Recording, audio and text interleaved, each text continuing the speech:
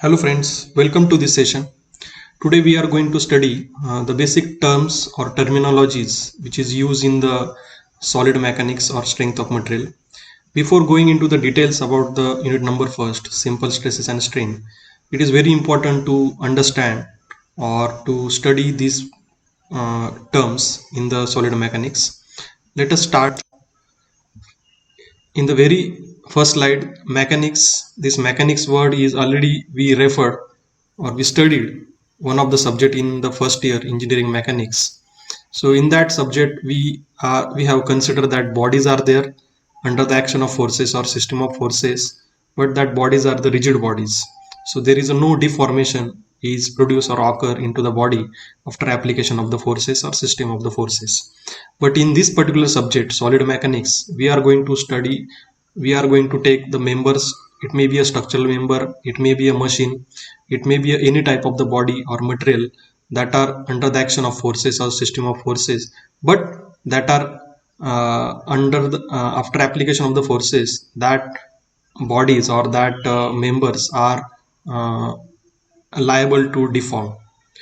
So this mechanics is the branch of physical science which deals with the state of rest or motion of bodies. So whenever we are studying the mechanics of any particular body or any particular member, so we have to study the physical science, whether that body is at rest or in the moving condition. And at the same time there are number of forces or system of forces are acting onto the bodies or onto the members. So you can see below of this there is a tree diagram mechanics. Actually there are three types of the mechanics we are going to study in the engineering. One is the mechanics of the rigid bodies. So in the engineering mechanics we have studied this particular part. Again there are two types. One is a static, when the body is at the rest at one place, and dynamics when body is moving or body is at the motion. So what are the behavior of the bodies or member after application of the loads, that we have studied in the engineering mechanics, or that mechanics it's mechanics of rigid bodies. So this is our area we have to concentrate in this particular subject, that mechanics of the deformable bodies.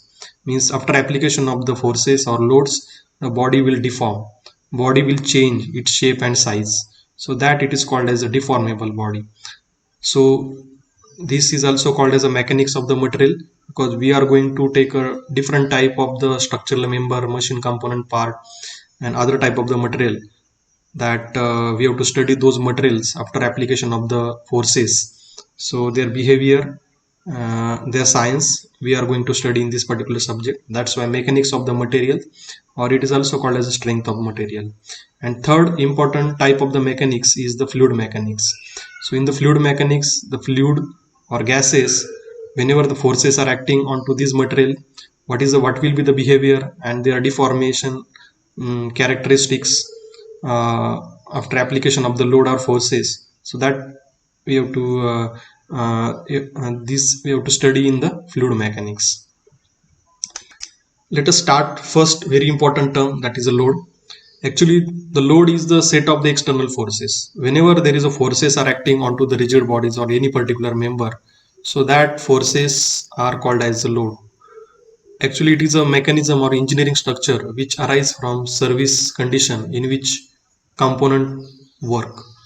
Common loads in engineering applications are tensile or tension and compression.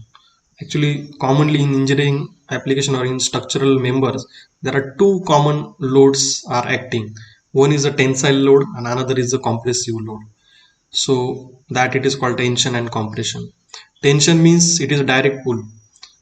You can see in this particular figure there are two types of the forces are acting on both opposite direction. So this capital P is a force acting on both the direction in opposite direction, so that it is a direct pull. So that is for example force acting in a lifting hoist. This is one of the example of the direct pull or direct tension. So this is the tensile forces are acting on both of the direction. Second important type of the load is a compressive load, or we can say that is compression. It is also called as a direct push. Instead of the tensile forces are acting onto the member, there are opposite pushing forces are acting onto the both sides of the member. So this is called as a direct push. On both of the sides there is a equal and in opposite direction pushing type of the forces are acting onto this member. If you take one example, force acting onto the pillar of a building. So this is a compression. The forces acting onto the pillar is a compressive type of the force. There are actually two types of the sign convention. For the tensile forces we have to take the sign convention positive, and for the compressive forces there is a negative sign conventions we have to use. Types of the load: there are number of different ways in which load can be applied to a member, and typical loading types are dead load, or it is also called as a static load. When the load is at the rest condition or at the rest place, that load it is called as a dead load or static load. That load is not moving or it is not fluctuating anywhere, so it is also called as a non-fluctuating forces generally caused by gravity. Whenever the body or structural member is there, its own weight is acting onto the place, not moving here and there, that is a dead load, that considered as a dead load or static load. Live load due to dynamic effect, so there is a moving effect is there, it is also called as a dynamic effect. Load exerted by a lorry on a bridge. Whenever one vehicle is moving onto the bridge, at that time we consider as a live load. For a while that load is it is also called as a moving load. Whenever there is a vehicle is moving onto the bridges, so that load is we can consider as a live load. So for a while that load is exist onto the particular member, that's why it is a live load.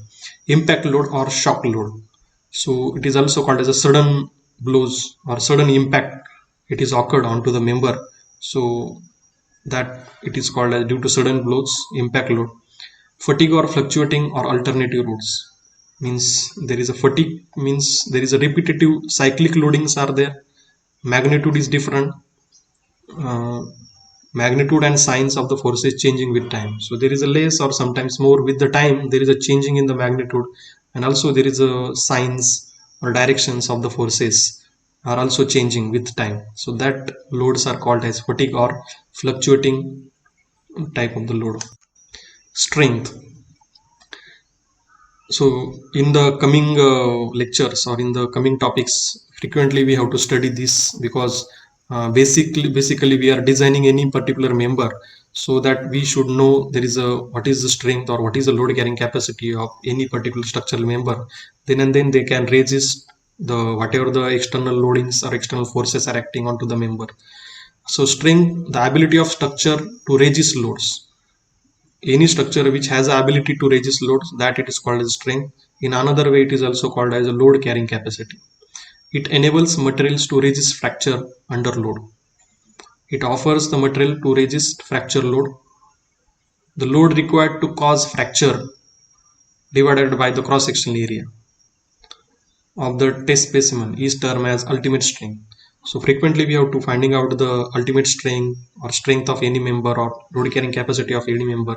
For that, whatever the load required to cause the fracture, so before the fracture how much load carried by that member, we should know, and also we require the how much cross sectional area that load or that system of loads are act. So that load cross sectional area if you know and the load is known at the fracture, you can easily determine the ultimate strength. So that ultimate strength is also called as a tenacity of the material, so expressed in the unit of stress. So ultimate strength is also expressed in the unit of stress. Thank you very much.